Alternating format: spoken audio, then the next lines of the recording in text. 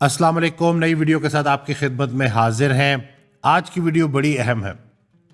بہت سارے لوگ اسٹرینتھ ٹریننگ کے اوپر بات کرتے ہیں کہ جسم کا طاقتور ہونا یا جسم کا کمزور ہونا۔ تو آج ہم بات کریں گے کہ اصل میں کمزور انسان کون ہے اور اس کی 5 نشانیاں کون سی ہیں۔ یہ نظر آئے تو محتاط ہو جایا کریں اور خود سے بھی محتاط ہو جائیں۔ اگر اپنے اندر ہے تو اللہ سے توبہ کریں تاکہ اللہ آپ کو بہتری کی طرف لے کے جائے۔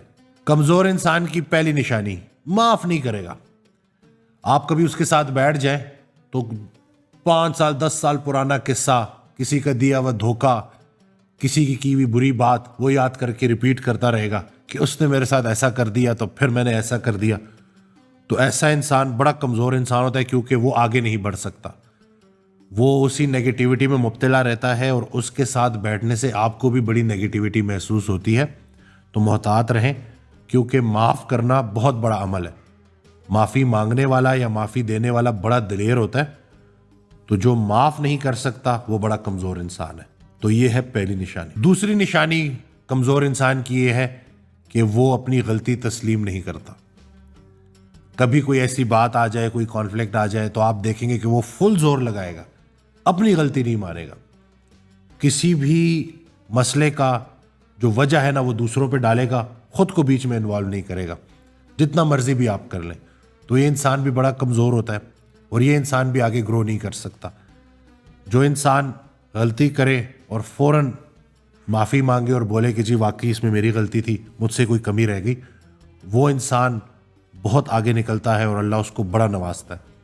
تو اگر آپ کو کسی میں یہ نظر آئے کہ ذرا آپ اس کو کوئی بات کریں اور وہ یہ ڈیفینڈ کرنا شروع کر دے کہ نہیں میری تو غلطی ہے ہی نہیں، اور یہ آپ کو اپنی روٹین میں لوگ کرتے ہوئے نظر آتے ہیں، تو اگر تو آپ خود یہ کر رہے ہیں تو اپنے آپ کو چینج کریں۔ یقین کریں کہ غلطی تسلیم کرنے میں کوئی انسان چھوٹا نہیں ہو جاتا، بلکہ بہت بلند ہو جاتا ہے اور بہت آگے نکل جاتا ہے۔ کمزور انسان کی تیسری نشانی، وہ ہر ممکن کوشش کرے گا آپ کو چھوٹا دکھانے کی، آپ سے اپنے آپ کو بہتر ثابت کرنے کی، اپنے علم کے ذریعے، اپنے پیسے کے ذریعے، اپنے سٹیٹس کے ذریعے۔ وہ کوشش کرے گا کہ کسی نہ کسی طریقے سے آپ کو امپریس کرے، اپنے منہ سے ہی اپنی تعریفیں کر رہا ہوگا۔ تو ایسا انسان نا بہت کمزور انسان ہوتا ہے۔ اس کے پاس دنیا کا دولت سب اکٹھا ہو بھی جائے نا تو وہ کسی کے لیے کوئی خیر کی بات نہیں کر سکتا، کیونکہ وہ اپنے آپ سے ہی نہیں نکل رہا ہوتا۔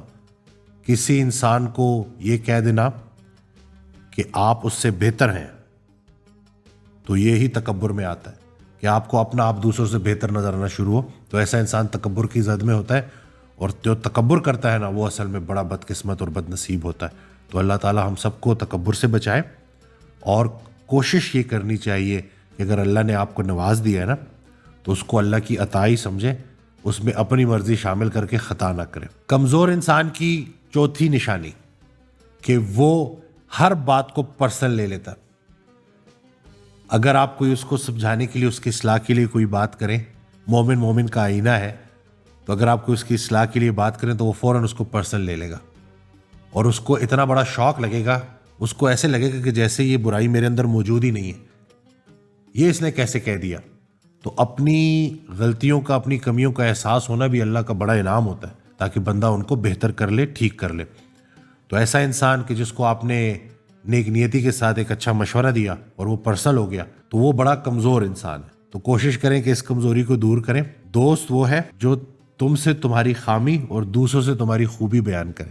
تو اگر اللہ نے آپ کو ایسا دوست دیا ہے جو آپ کی اصلاح کر رہا ہوتا ہے، تو اس کی بات کو اچھے طریقے سے سنیں اور اس کے اوپر عمل کریں، کیونکہ ایسے ہی زندگی کا سفر کٹتا ہے، اور انسان جیسے جیسے اللہ کے قریب ہو رہا ہوتا ہے، زندگی گزر رہی ہوتی ہے، تو اپنے اندر وہ جو غلطیاں ہیں ان کو اللہ کے حکم سے مائنس کرتا رہتا ہے۔ کمزور انسان کی 5ویں نشانی، بہت بولے گا، فضول بولے گا، جھوٹ بولے گا۔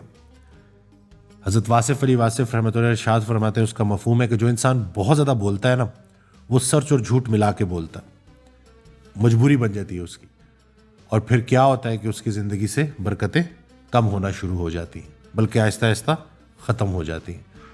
مولانا جلال الدین رومی رحمۃ اللہ علیہ کا ایک بڑا پیارا جملہ ہے جس کا مفہوم ہے کہ یہ جو سمندر ہے نا، خاموشی ہے، خاموشی سمندر ہے اور بولنا دریا ہے۔ تمہیں سمندر ڈھونڈ رہا ہے اور تم دریا کے پیچھے بھاگ رہے ہو۔ تو یہ جو خاموش رہنا، اٹینٹیو رہنا، علم کا بہت سارا حصہ خاموشی اور ادب میں پوشیدہ ہے۔ تو جو انسان بہت بولتا ہے، فضول بولتا ہے، جھوٹ بولتا ہے، وہ پھر کچھ نہیں سیکھ سکتا۔ علم ہے ہی لا علم کا نام۔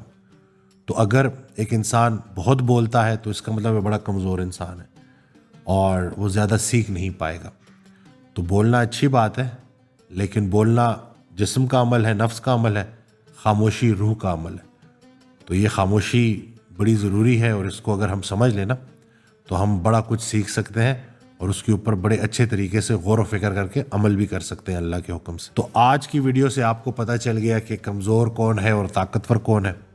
بس یہی کمزوریاں نکال دی جائیں تو باطنی طاقت مل جائے گی۔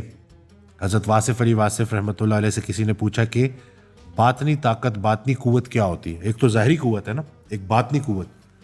تو انہوں نے جو جواب دیا وہ یہ تھا کہ جسم لہو لہان ہے، فرشتہ انتظار میں ہے، فرشتے انتظار میں ہے کہ ابھی حکم ہوگا تو پتھر مارنے والوں کو نیست و نابود کر دیا جائے گا، لیکن رسول اللہ صلی اللہ علیہ وسلم کے الفاظ جن کا مفہوم کہ یہ نہ صحیح ان کے آنے والی نسل میں سے صحیح، وہ تو ایمان لائیں گے نا۔